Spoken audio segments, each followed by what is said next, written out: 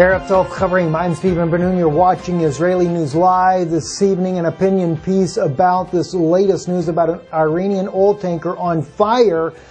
China doing the rescue efforts. 32 of the sailors are missing that were aboard the Iranian ship that was bound for South Korea. Now this is a crude, an oil tanker that was headed there. Massive amounts of oil upon this ship. They say as much as what the Valdez oil spill was carrying. And I am wondering if China is not colluding with North Korea and that the move may have actually been intentional to try to slow down the war machine that the United States is working with South Korea in preparations for a possible war with North Korea. Is in fact China colluding with the North Koreans? And that's what we're looking at right now. And it really seems to appear this way, friends. Got to look at what the article says here. Let me kind of blow up the print for you.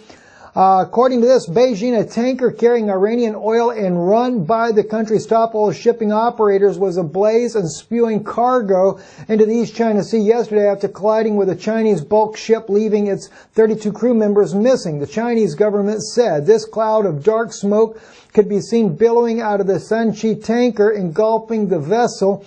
Rescue efforts were hampered by bad weather and fire on and around the ship. Mr. Mohammed Rastad, head of the Iran's Port of Maritime Organizations, told Iranian television. Now, again, I am seriously wondering about the collusion of the Chinese government, the military there, with North Korea. Are they trying to hamper the efforts of South Korea and the United States military operating there with South Korea in the event of a possible strike? Is China prepared, and is this a military move? What is actually going on? I mean, this has really got me concerned right here. Let's take a look at some of the reasons why we would think of this much of a provocation here. Top secret Chinese plan leaked to offer North Korea illegal missiles and aid, says a report. This was coming out.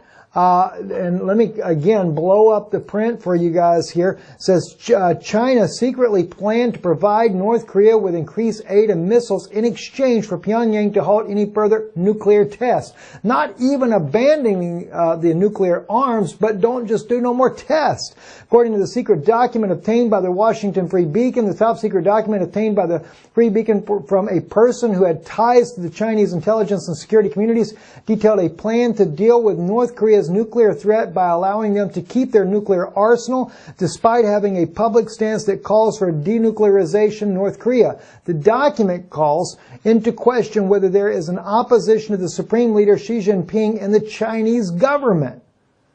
Now, that's not the only issue here, though. Look right here. We have on the Conservative Tribune, Chinese military headed towards Korea border as residents are warned to prepare for war. We shared that with you recently, that video there that they're showing on here, where Xi Jinping...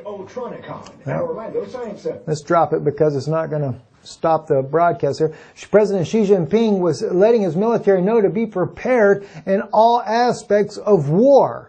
Then, of course, President Trump did this tweet here back on December the 28th, caught red-handed, very disappointed that China is allowing oil to go into North Korea. There will never be a friendly solution to the North Korean problem if this continues to happen. Now, notice that China allows the oil to go into North Korea, but in this case right here, well, a Chinese ship rams into this freighter here, stopping the oil going into South Korea. You can't help but wonder, friends, what's really going on. How the U.S. and North Korea could stumble into World War III. This article here states right here in Politico. And that's just from the very tweets themselves. What about over here? North Korea warning Kim Jong-un only one tantrum away from sparking World War III. That's according to Gordon Chang. When North Korea throws a tantrum, sometimes people die. That was his own political analytics there in regards to this. So I'm watching this, wondering, even though we know that there are supposed to be talks between South Korea and North Korea on Tuesday there, what are these moves that are going on? Maybe it's a coincidence. Maybe there's nothing to this. Maybe it's just all just a little bit too hyped up. I don't know, but it just seems a bit strange. North Korea gets their oil. South Korea doesn't get theirs. You know, the one key ingredient when you're dealing with a war is to cut the supply line. Cut the oil that makes gas, that makes fuel for jets and for tanks and everything else. Cut that supply there before the war starts. It's kind of like what we see with the destabilization with unrest and protests and things like that. This is what we saw over in Egypt and in Benghazi, the Arab Spring, what we saw in Syria before the civil war that began there, what we're seeing in Iran right now, the protests that are going on nationwide. All these type things normally happen before a war. Why? It's to destabilize the nation. It's to begin something else, something kind of counter-revolution there to kind of maybe use that avenue for a pretext of war. But in a case when it comes to North Korea, we have a massive amount of military over in the region there, and of course we are there in support of South Korea, as well as the United States and Japan and the U.S.'s own interests there. So could it be that the Chinese, who are also very much prepared for war, Russia is prepared for war, could this have actually been provocative, done intentionally as a war strategic move on China's part?